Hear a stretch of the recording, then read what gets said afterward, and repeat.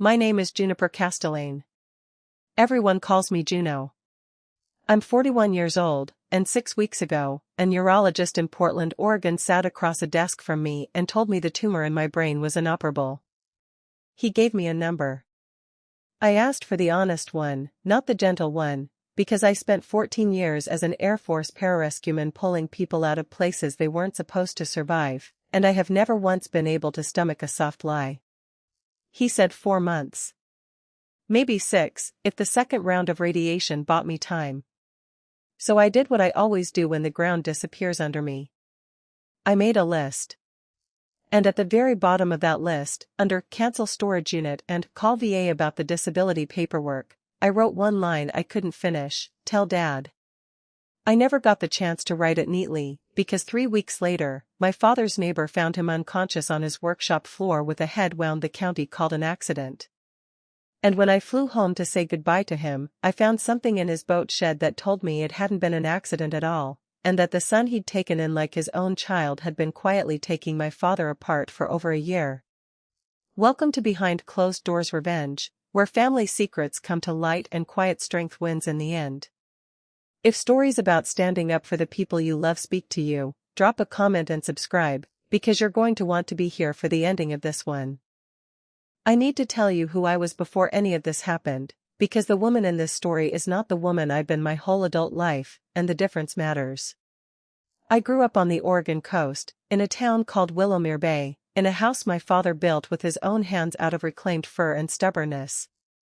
Silas Castellane was a shipwright, one of maybe a dozen left on the whole coast who still built and restored wooden boats the old way, plank by plank, steamed and bent and fastened with bronze. He was 68 years old, widowed for 9 years, and the kind of man who measured love in hours spent doing something useful for you rather than in words. My mother died of ovarian cancer when I was 23, already in the service, already 3,000 miles away on a base in New Mexico. I came home for the funeral and left 4 days later, and some part of me has been apologizing for that ever since without ever actually saying the words. Here's the truth about grief in my family: we don't talk about it. We fix things. So when my mother died, my father built her a rowboat. Every joint hand-fitted, every plank steamed and shaped in his shed behind the house, and when it was finished he named it after her and never once took it out on the water. It just sat in the shed, a monument nobody was allowed to mention. I remember the day he finished it. I was home on leave, 26 years old, and I walked into that shed and found him sanding the transom by hand at 11 o'clock at night, sawdust in his hair, tears running down into it and neither of us saying a word about them. I picked up a block of sandpaper and worked the other side of the hull without asking permission, and we sanded that boat together in silence until 2 in the morning. That is the single longest conversation my father and I ever had about my mother's death, and not one word was spoken in it. That's who we are. That's who we were. I left home at 18 for the Air Force and never really came back except for holidays and funerals. 14 years of service, most of it as a pararescueman, the people who jump out of helicopters into places nobody else will go to bring someone home. I was good at it. I was good at it because I never let myself think about what it would cost me to keep doing it, and because distance, discipline, and competence were the only love language I ever really learned. I used to tell people, half joking, that I could save a stranger's life at 2 in the morning in a collapsing building, but I couldn't call my own father on a Tuesday without an agenda. My father and I talked every other Sunday. Not every Sunday, every other one, 6 p.m. his time, because he liked to have his supper finished first and didn't like being rushed on the phone. We'd been doing it for almost 11 years, since I left active duty and started working as a civilian contractor doing water rescue training. Through deployments, through my mother's death, through the divorce I don't talk about, that call held. It was the one steady beam in a life I'd otherwise built to be portable, disposable, easy to walk away from. My father was the one thing I never had to pack up and leave behind, because he simply stayed where he was, in that house at that workbench, waiting for the phone to ring every other Sunday at 6. I have a half-brother. Wesley.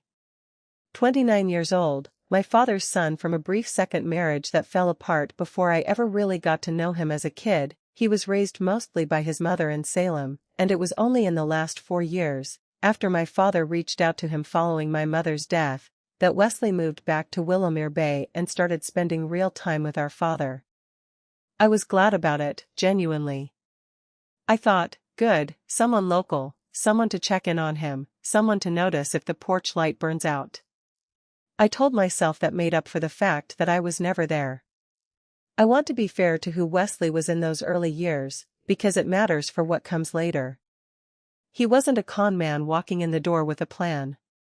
He was a lonely young man who'd grown up without a father in the house, meeting that father for the first time as an adult, and he threw himself into it with a hunger that I actually found moving, back then. He learned to steam bend wood. He learned my father's tools by name. He drove him to doctor's appointments and sat through boat shows he clearly didn't care about, and for a while, I let myself believe my brother had found something I never quite managed to build with our father in 14 years of phone calls, presence. Wesley married a woman named Priya Anand 2 years ago. Priya's family runs a company called Nestwell Technologies, smart home safety devices, marketed hard at adult children worried about aging parents. Fall detection mats, medication dispensers with cameras built in, a wearable pendant called the Nestwell Guardian that calls emergency services if you don't move for too long.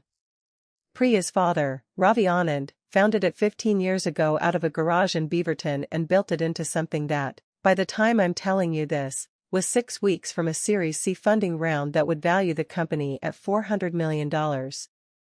I want you to sit with that number for a second, because it matters later. My diagnosis came on a Tuesday.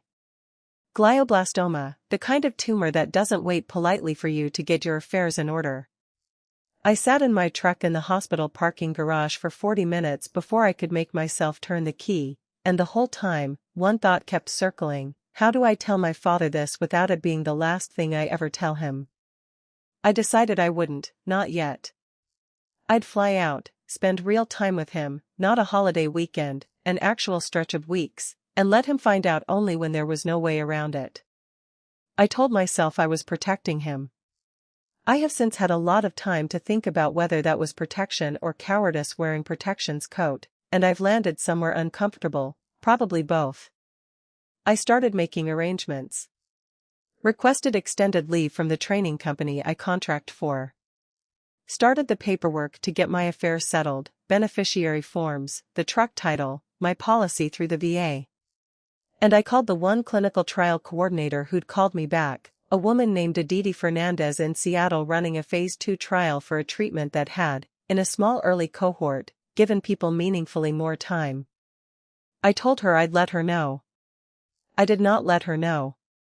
I let it sit, the way I let a lot of things sit that year, because there was only room in my chest for one emergency at a time, and I didn't yet know which one was coming. 3 Sundays before I was supposed to fly out, my father missed our call.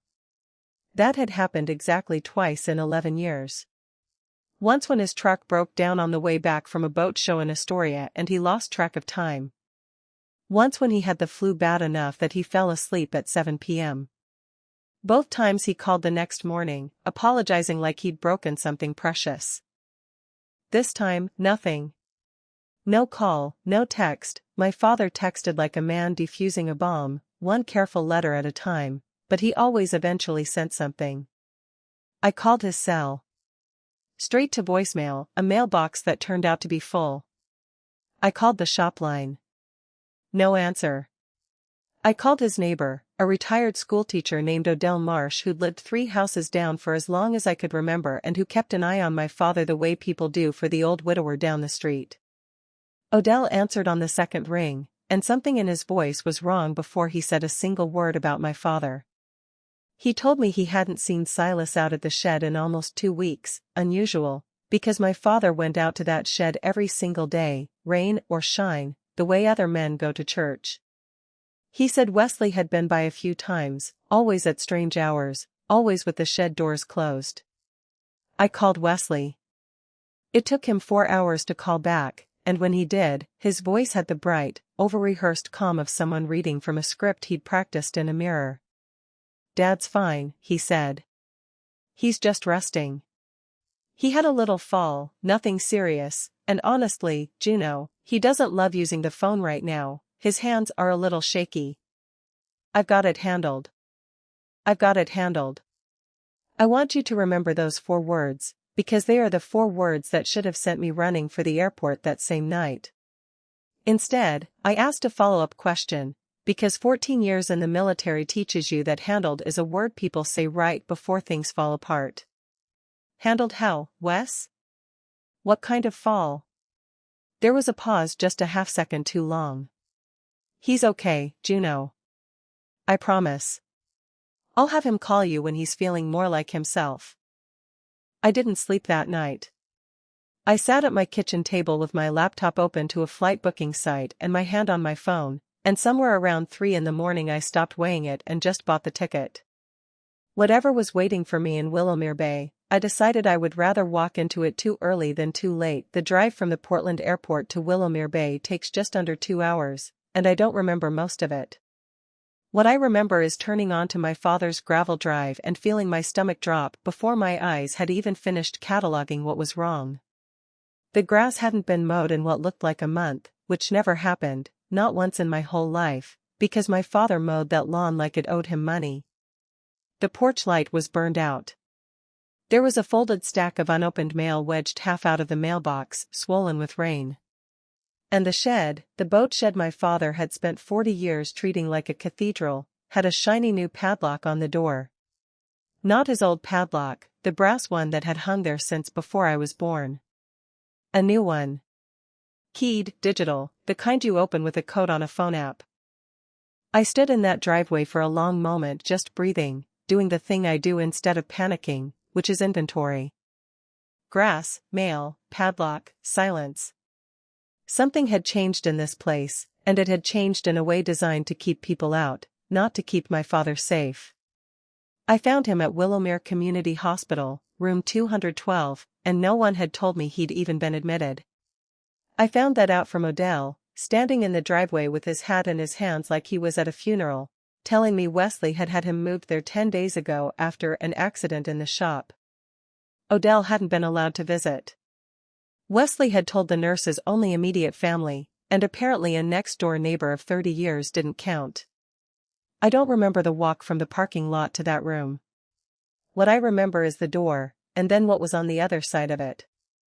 My father, 68 years old, a man who could still plane a board straighter than most people 20 years younger, lay in that hospital bed with a bandage wrapped around the left side of his skull, and 4 taped into the back of one hand, and bruising down both forearms in yellow-green patches that told me, even before a single doctor spoke to me, that this had not happened all at once. A nurse came in while I stood there. Her badge said M. Makonkwo. She looked at me for a beat too long, the way people look at you when they're deciding whether you're safe to talk to. "You're the daughter," she said. "The one in the service. He talks about you." Talked about you, before, she stopped herself. He hasn't been very verbal the last few days. I asked her what happened. She glanced at the door before she answered, the same instinctive check I would come to recognize as the universal signal that someone is about to tell you something they're not supposed to. Officially, he fell against his workbench. Head injury, wrist fracture, contusions consistent with a fall. She paused. Unofficially, ma'am, I've been a trauma nurse for 11 years, and I've never seen a single fall produce bruising in 4 different stages of healing. Some of what's on his arms is 10 days old. Some of it is closer to a month. I asked her directly, "Are you telling me somebody hurt my father over a period of weeks, and someone is calling it a fall?" She didn't answer that question with words. She just held my eyes for a second too long, and that was answer enough. I sat with my father for 3 hours that first night. He was unconscious most of it, sedated for the wrist surgery he'd need in the morning, but somewhere around 11 p.m. his eyes opened, unfocused, and found me, and for 1 second every machine in that room went quiet in my head. "Juno," he said. His voice was sandpaper. "I'm here, Dad. I've got you." His good hand found mine, and his grip was so much weaker than the hands I remembered, the hands that had taught me to steam bend oak when I was 9 years old. And then his eyes did something I will never forget. They moved past me to the door, checked it, actually checked it, the exact motion of a man making sure he wasn't overheard, and he pulled my hand toward him and whispered 4 words that changed the entire shape of what I thought this story was. Don't trust the shed. Then he was gone again, back under, monitor steady, secret spent.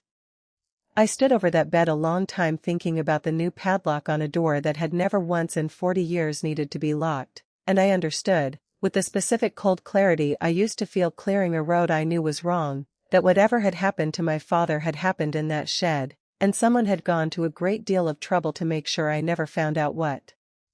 I sat in the vinyl chair beside his bed until the sky outside the window went from black to the flat gray of a coastal dawn, and somewhere in those hours I made a decision that would define everything I did afterward. I decided that whatever time I had left, 4 months, 6 if I was lucky, a number that a week earlier had felt like the largest fact in my life, I was going to spend a good chunk of it right here, in this town, in this hospital, until I understood exactly what had been done to my father and exactly who had done it. If you've ever gotten a phone call that split your life into a before and an after, you understand why I didn't sleep that week. Stay with me, because what I found behind that padlock 2 nights later is the reason this story exists. If you believe parents deserve better than what mine got, hit subscribe so you're here for the part where it all comes apart. I moved into my father's house that same night. I didn't ask Wesley's permission, and when he found out, because Odell told him, out of some misplaced sense of keeping the peace, he texted me a string of messages that started warm and got colder with each one. Glad you're here. Then, an hour later, you really don't need to stay at the house, there's a nice inn on Coast Road. Then, the one that told me everything, Dad's affairs are a little complicated right now, might be easier if you let me walk you through things when the time's right. The time's right. Another phrase to file away. I spent that first night doing the only thing that has ever calmed me down when the world stops making sense, which is looking at something carefully. The house told its own story if you knew how to read it. My father's recliner, worn into the shape of him, sat with a stack of unopened mail on the side table, bank statements, still sealed. His medication organizer, the 7-day kind, sat with 3 full days untouched, meaning somebody else had been managing his pills and had stopped bothering. And in a drawer of his roll-top desk, under a stack of boat order receipts, I found something that didn't belong there, a folder of documents with Wesley's name on the letterhead, dated 4 months earlier. A durable power of attorney, notarized, granting Wesley full authority over my father's financial affairs. My father's signature was on it. It looked, on its face, entirely legitimate. I called Odell the next morning and asked him the question that had been circling all night. Had he ever, in 4 years of watching Wesley visit, seen anything that troubled him? Odell went quiet in the particular way of a man deciding whether loyalty to a neighbor outweighs his own doubts. We were standing on his porch, both of us with coffee going cold in our hands, and I watched him work through it the way you watch someone work up the nerve to jump off a high dive. I loved that boy when he first came around, Odell said finally. Your dad lit up like I hadn't seen since your mother passed. I didn't want to see anything wrong with him, if I'm honest with you, Juno. That's on me. He looked out at the street. About a year ago, he showed up with 2 men in polo shirts, company logo on them. Nestwell. Installed a whole system, cameras, sensors, that kind of thing, all through the house and out at the shed. Your father grumbled about it something fierce, called it spying dressed up as caring, but Wesley kept at him, said it was for safety, for peace of mind, and eventually Silas let it go the way you let things go with your own kids. He didn't want the fight more than he wanted the peace. A camera system. Installed by my brother-in-law's company. In a shed that was now padlocked shut with a code my father clearly did not have, given that he'd been carried out of it on a stretcher. I know a little about home security systems. Training rescue teams means understanding surveillance, access control, all of it, and I knew that if Nestwell had installed the system, there would be an account, and if there was an account, there would be a log, and logs don't lie even when people do. I found the account access on my father's old laptop, still logged in under his email, because my father, God rest whatever's left of his patience with modern technology, never once changed a password in his life. The camera history sat there tidy as a bank ledger, months of nothing, my father puttering in the shed, feeding the neighborhood cat, absolutely nothing worth hiding. Except for a 11-day gap. The footage simply stopped on a Tuesday at 9:14 p.m. and didn't resume until 11 days later at 6:02 a.m., the exact morning, according to the hospital admission paperwork, that my father had been found. 11 days of nothing, clean as a scalpel cut, right through the exact window when a healthy, careful, 68-year-old man apparently suffered enough trauma to put him in a hospital bed with bruises stacked in layers. Cameras fail sometimes. Storms happen. But down in the account's activity log, in small gray text nobody expects a grieving family to actually read, the system kept its own quiet diary, and the diary said something the cameras never got the chance to show anyone: manual deletion, 14 recordings, executed by admin account W. Castellane, 9:41 p.m. I sat at my father's kitchen table with his laptop open in front of me and felt something in my chest go very calm and very cold in the exact same instant. Deletion isn't destruction. It's a promise. And most people who make that promise have no idea how many places a digital ledger keeps its receipts. I spent the rest of that night going through every piece of paper in that house the way I used to go through a mission folder, slow and complete, refusing to let myself get ahead of the facts. I found 6 months of bank statements shoved into a kitchen drawer, unopened. I found a folder of correspondence from an attorney's office in Portland that I didn't recognize. And in the back of my father's closet, behind a row of flannel shirts, I found a shoebox with my mother's handwriting on the lid, old photographs, mostly, but tucked underneath them, a single folded sheet of paper in my father's own careful printing, dated 8 months earlier, titled simply, "Things I Don't Want to Forget I Said No To." It was a list. 3 lines. Wesley, Nestwell Investment, said no twice. Wesley, again, said no. W wants me to sign something just in case. My father, even as his memory of the day-to-day started slipping under whatever pressure was being put on him, had known enough to leave himself a trail. He'd been protecting the truth the only way he knew how, in his own handwriting, in a shoebox under his dead wife's photographs, because some part of him must have suspected that one day somebody would need to find it. That somebody was me. My father woke up for real 2 days later.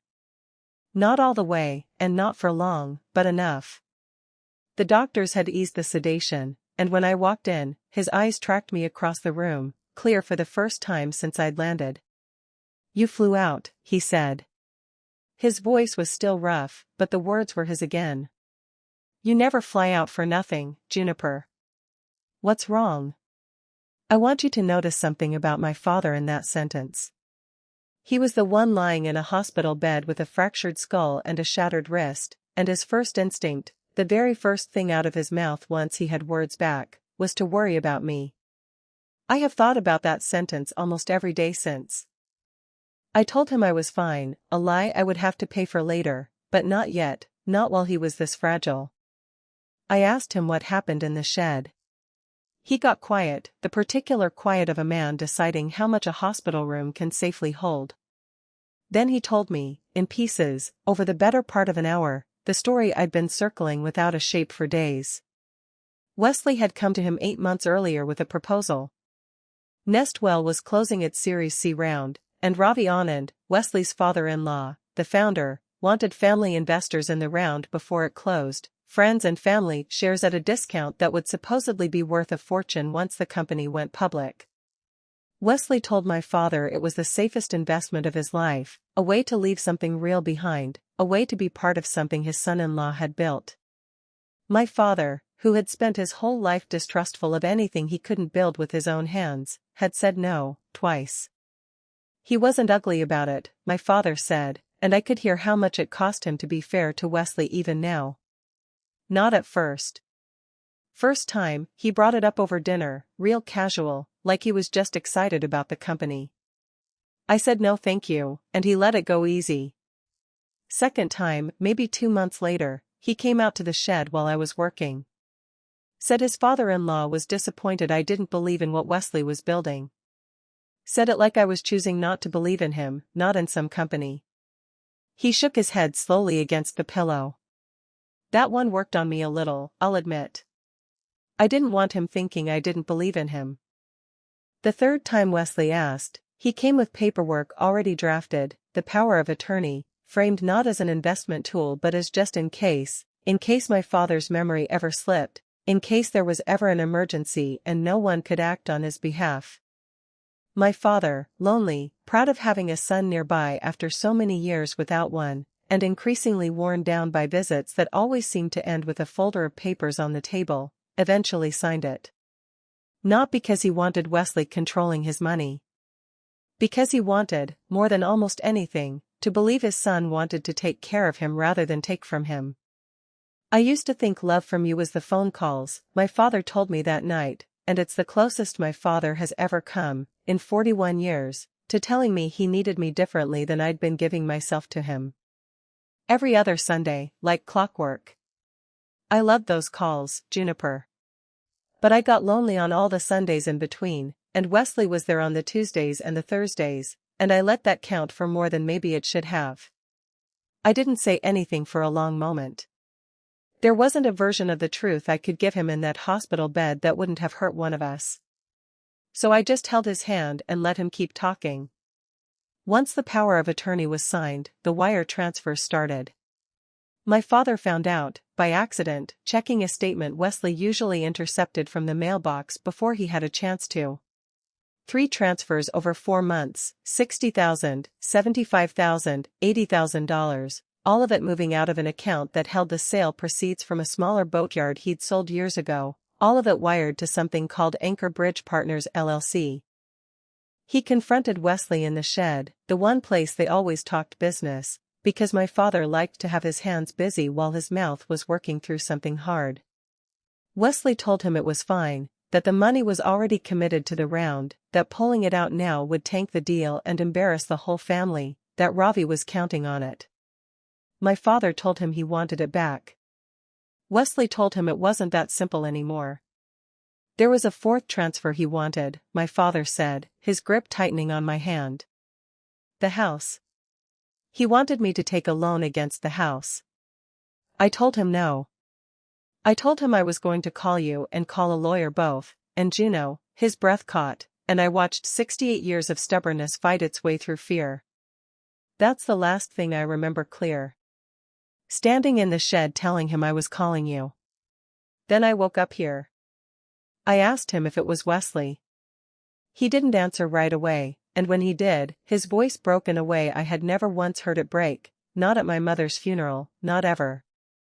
I don't want it to be, he said.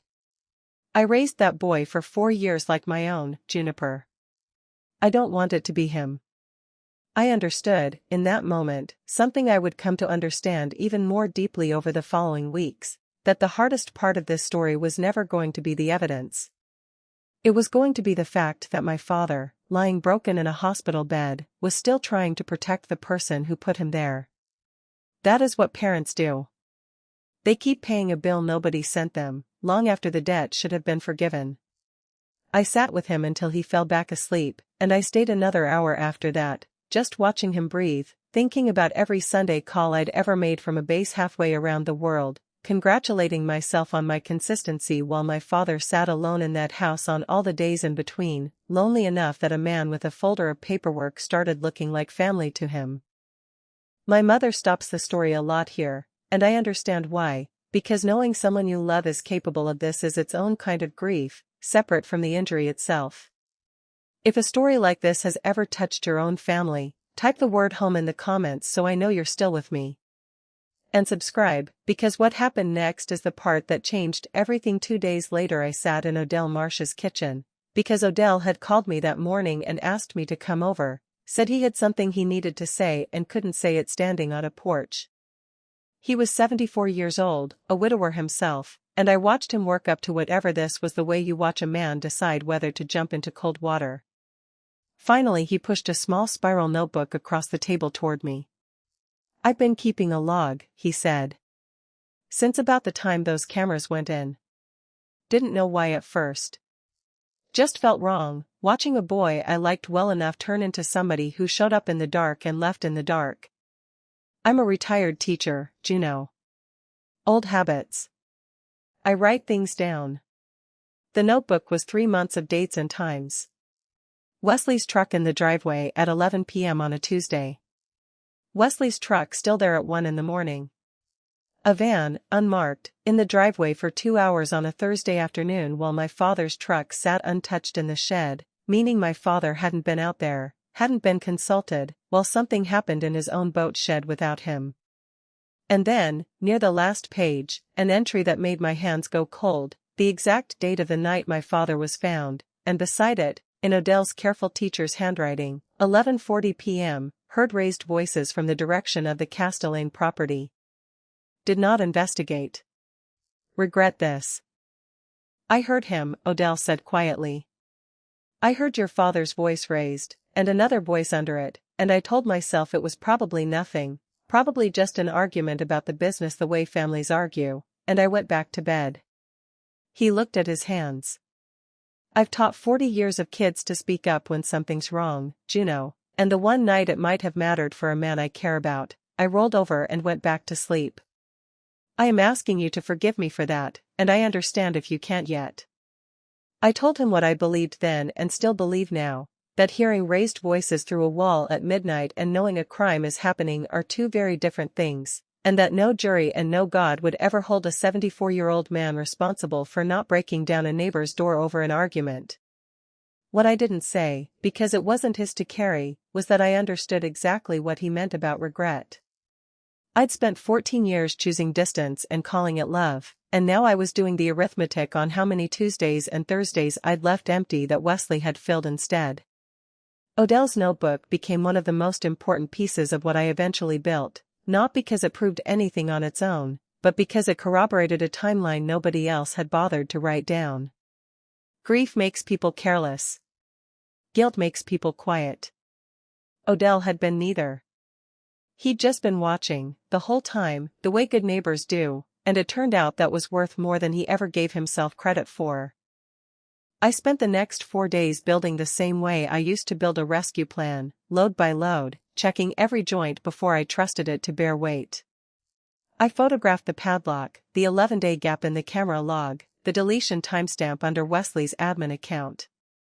I found the 3 wire transfers in my father's bank statements, sitting in a drawer he'd stopped bothering to hide because he'd stopped believing anyone would look.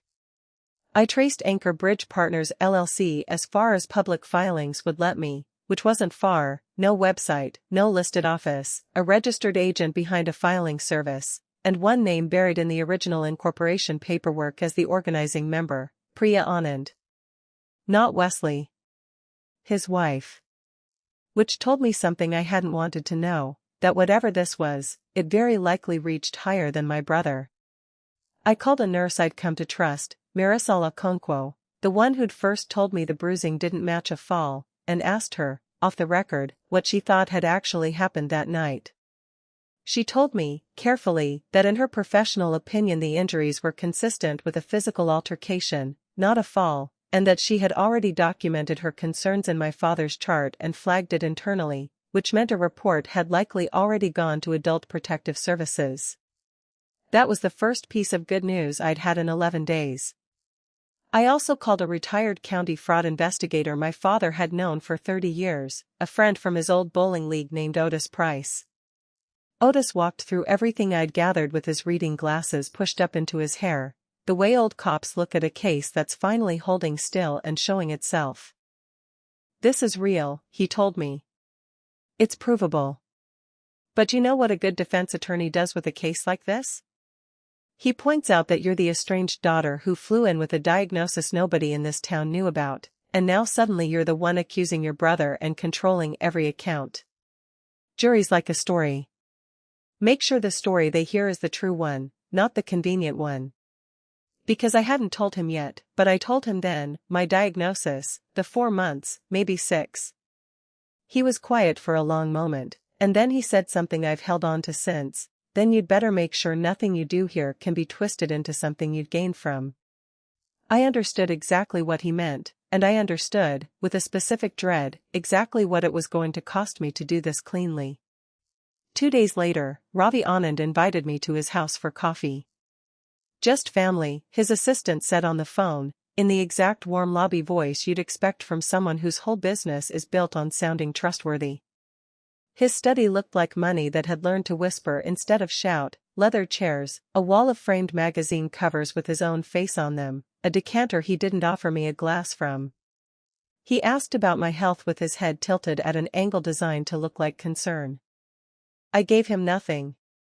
He praised my father, praised my service, and then, gently, the way a man adjusts a thermostat rather than argues about the temperature, suggested that my father was clearly overwhelmed managing his finances alone, that the family had systems in place to help, and that perhaps it would be easiest for everyone if I let Wesley continue handling things while I focused on getting my own health sorted out.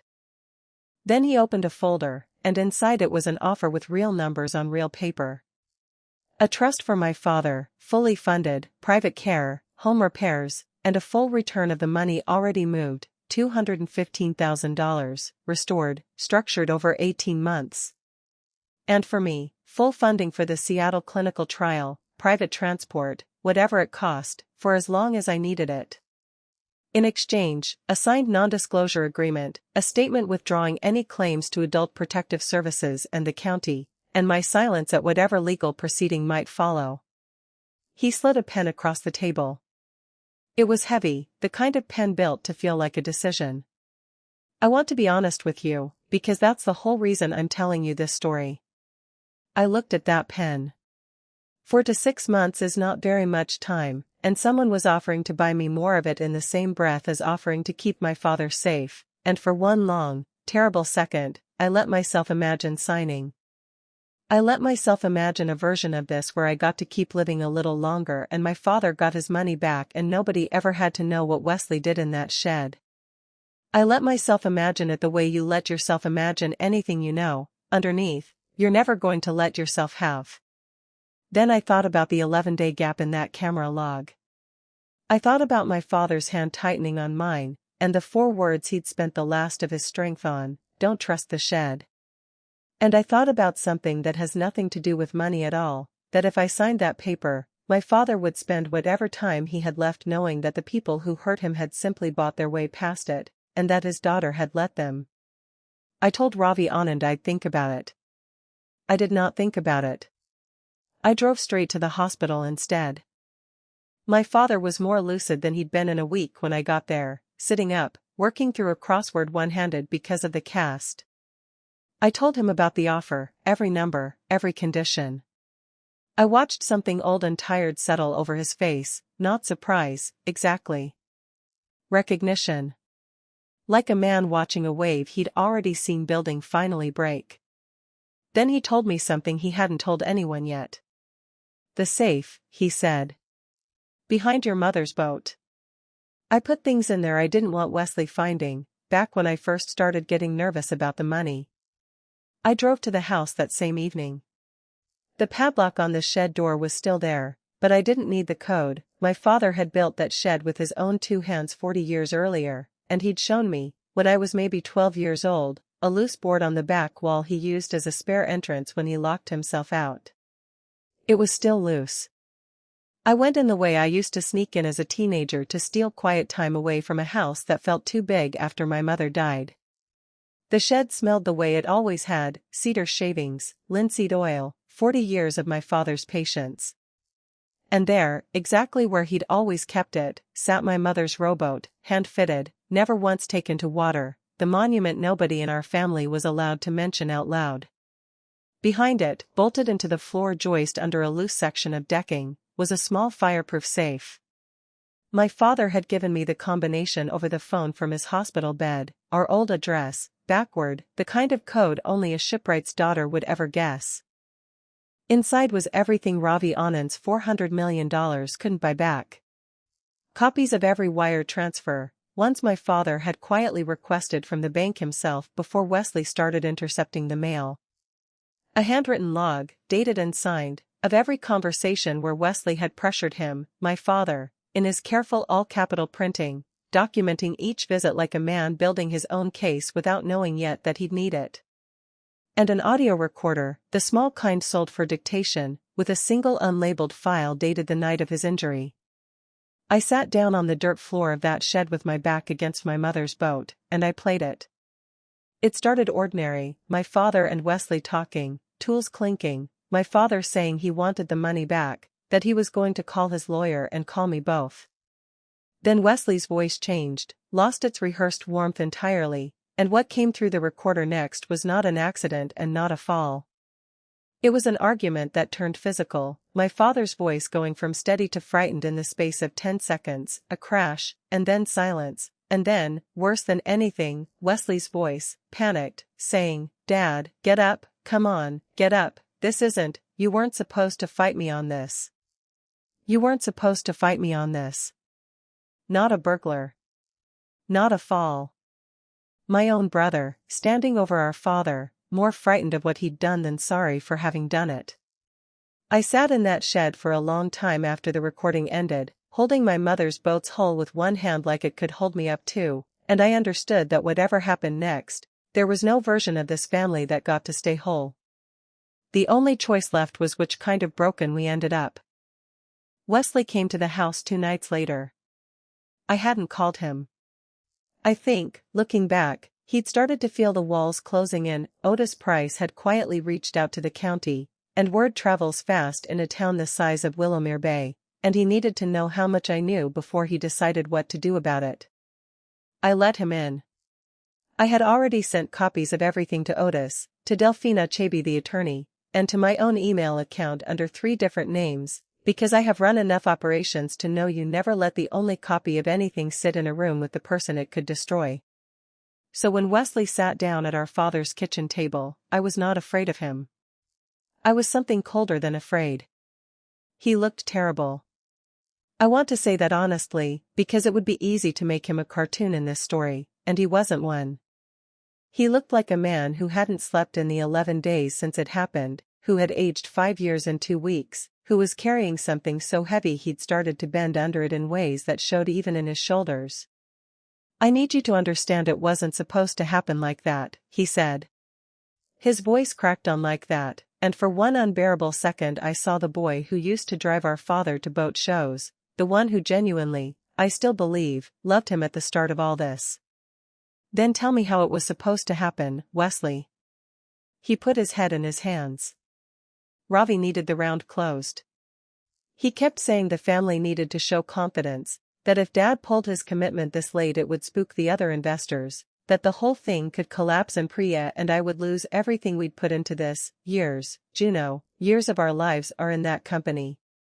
I just needed him to hold on. Just needed him to not call anybody until after the launch. I went out there to talk him into waiting, that's all it was supposed to be, and he wouldn't listen, and he stopped. "You put your hands on our father." I panicked, he said, and I watched him look for a smaller word and fail to find one. I grabbed his arm, I didn't mean, he pulled away and he fell, and I know how that sounds, I know it sounds like an excuse, but Juno, I swear to you I have not slept a single full night since it happened. I've been trying to figure out how to fix it without losing everything.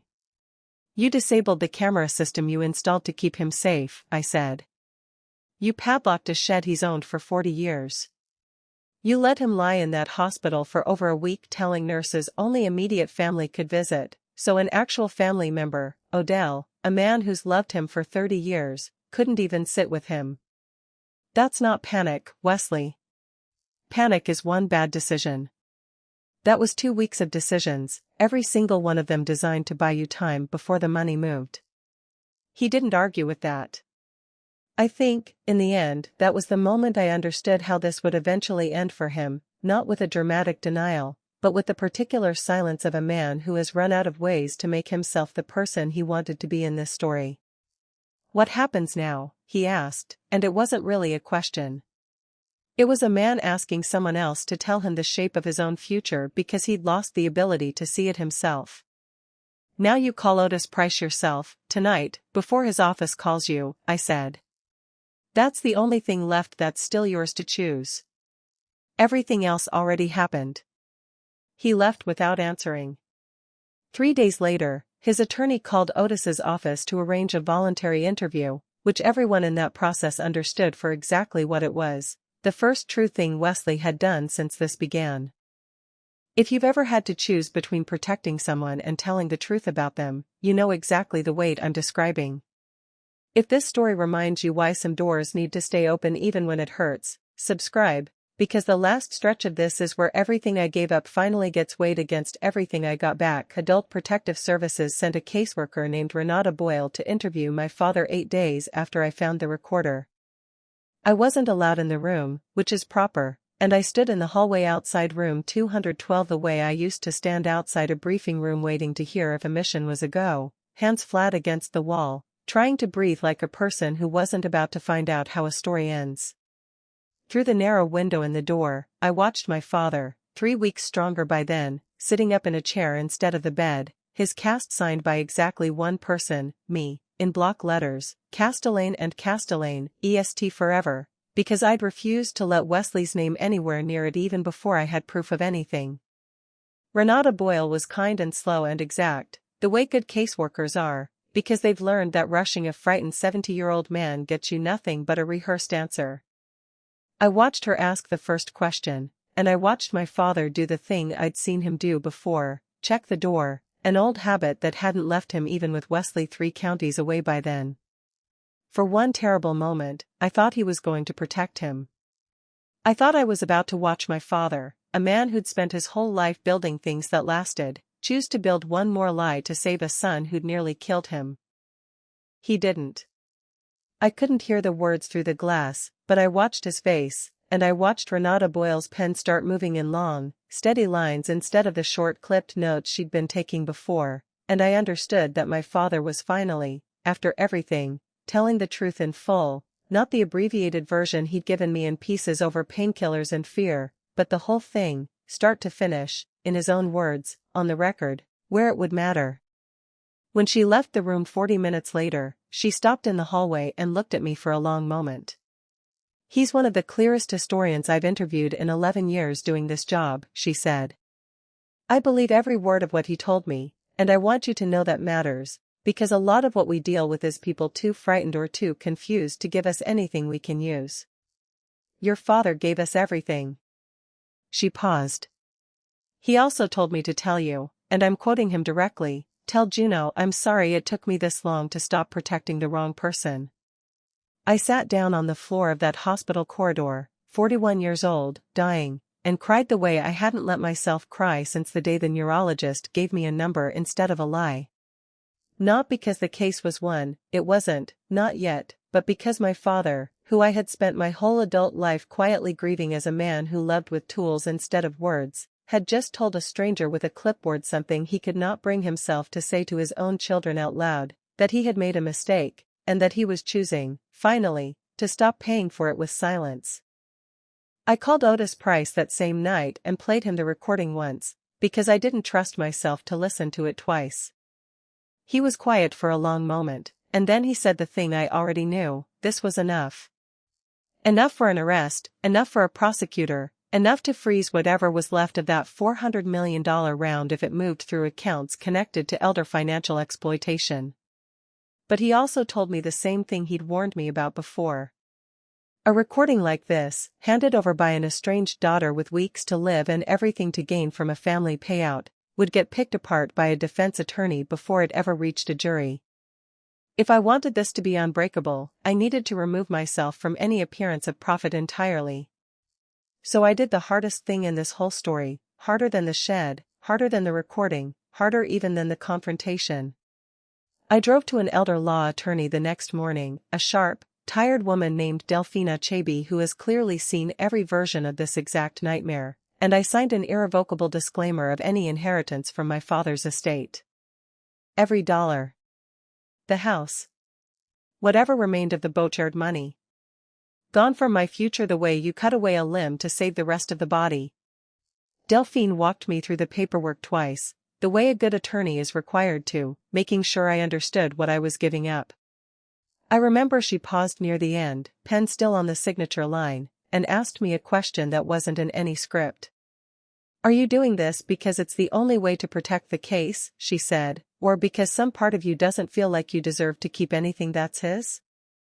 I sat with that question longer than I expected to. I told her the honest answer, which was both, and that I'd made my peace with the second part a long time before I ever needed a lawyer to help me sign it away.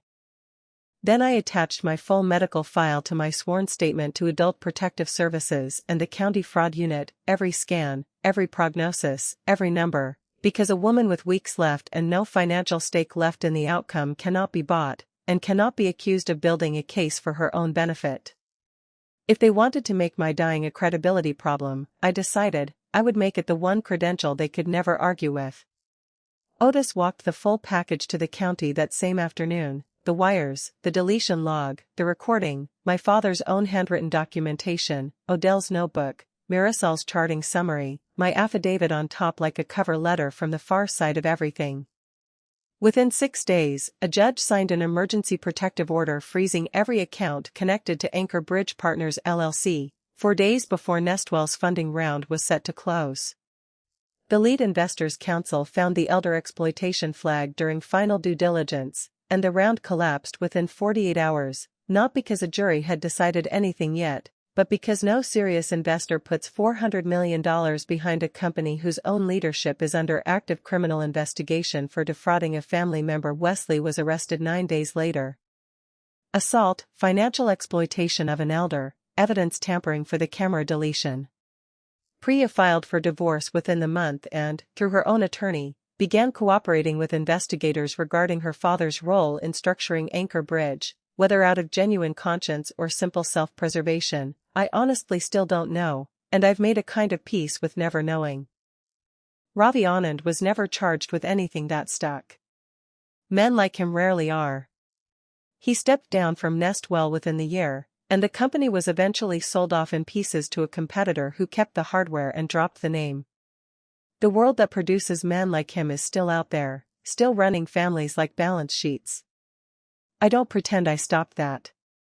I only stopped it from running through mine.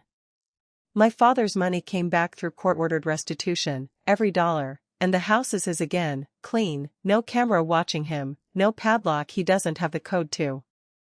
I own none of it. I don't regret that for one single second. I want to tell you about the day Wesley was sentenced, because it is not the scene you're expecting, and I think that matters. He pled guilty rather than go to trial. His attorney, I'm told, looked at the recording, the deletion log, and Odell's notebook and told him a jury would not need more than an hour. The plea reduced the assault charge but kept the financial exploitation charge intact, along with a restitution order and 3 years of probation with strict no-contact conditions regarding my father.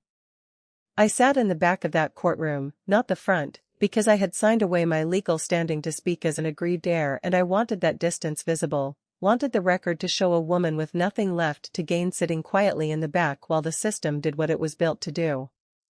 My father sat 2 rows in front of me. When the judge asked if the victim wished to make a statement, my father stood up slowly, his cane in one hand. The wrist had healed wrong enough to need one, permanently, a fact none of us talk about much, and he said the only thing he had prepared, for sentences, no more. I loved my son, he said. I still do, and I imagine I always will, because that's not something a court can order me to stop doing. But loving someone and letting them keep hurting you are not the same choice, and it took me nearly dying to learn the difference. I hope he learns it faster than I did, and I hope he learns it somewhere he can't hurt anybody else while he does. Wesley cried through all 4 sentences. I did too, in the back row, quietly, the way I've learned to cry since the diagnosis, economically, because I've started to understand that I don't have an unlimited number of times left to do it, and some part of me is rationing even that. He was sentenced to 18 months, with restitution obligations that will follow him for years past that. It is not the ending a true crime audience wants, I know. There was no dramatic gavel slam, no perp walk in handcuffs past cameras. It was quiet, and procedural, and sad in a way that has nothing heroic in it at all, just a family, broken in a courtroom, doing the only thing left that anyone could still do honestly. It's been 11 weeks since I flew home to say goodbye, and I want to tell you honestly, I'm not done saying it, and I've stopped assuming I know when I will be. Doctors are engineers of averages, and I have always tested a little past the line they draw for me. I'm still dying. This isn't a story about escaping that. It's a story about what I did with the part of it I got to choose. My father is healing. Slower than either of us would like, faster than the doctors expected, which tracks. He built his whole life out of things that were supposed to take longer than they did. His wrist will never be what it was, but he's learned to hold a plane the way he used to hold a pencil as a kid, adjusting rather than surrendering, which is the most Silas Castellane sentence I know how to write about him. He still checks the shed door twice before he closes it for the night, a habit I don't think will ever fully leave him, and I don't ask him to try. 2 weeks ago, on a gray, ordinary Tuesday, my father did something he had not done in 9 years. He asked me to help him carry my mother's boat down to the water. We didn't talk much doing it, that's not how we work, and I've stopped wishing it were different. We carried it together, his good hand and my 2 good ones, down the trail behind the house to the little inlet where he used to take me crabbing as a kid. We set it in the water. It floated exactly the way he built it to, 40 years of patience finally doing the one job it was made for. He sat in the stern. I sat in the bow. Neither of us rowed anywhere in particular. We just sat there, on water the color of the sky, not saying much, my father's hand resting on the gunwale he'd shaped with a spoke chave when I was still small enough to sit in his lap while he worked. I should have called a lawyer the first time he asked, he said eventually, not looking at me. Should have called you. You called me the second it mattered, I said. That's what counts. He was quiet a long while after that. Then he said the only thing that has ever really needed saying between the two of us, then we don't waste the rest of it. Odell came by that evening with a casserole he didn't need to bring and stayed for 2 hours he didn't need to stay for, and somewhere in the middle of that visit, without either of us planning it, my father reached over and put his hand on Odell's shoulder and just left it there while they talked about nothing, boats and weather and a fishing trip that will probably never actually happen, and I understood that this too was a kind of repair, not the dramatic kind, not the kind with a verdict attached to it, but the slow, ordinary kind, built the way my father builds everything, plank by plank, joint by joint, trusting that if you do each piece honestly, the whole will hold weight it was never tested for. I used to think coming home was a mission, an objective you secure and then hand off and fly away from, the same as every extraction I ever ran. 14 years of service and one diagnosis taught me something different, something I wish I'd learned with more time left to use it. You can't protect a person from a distance. You can only show up, plank by plank, the way my father built everything that ever mattered to him, and trust that the joint will hold. That's my story. A padlock, a recording, a boat that finally touched water. If this reminded you to check on someone you love, really check, not just call and ask if they're fine, take that as your sign, and do it today. If you know someone who needs to hear this, share it with them. Thank you for being here.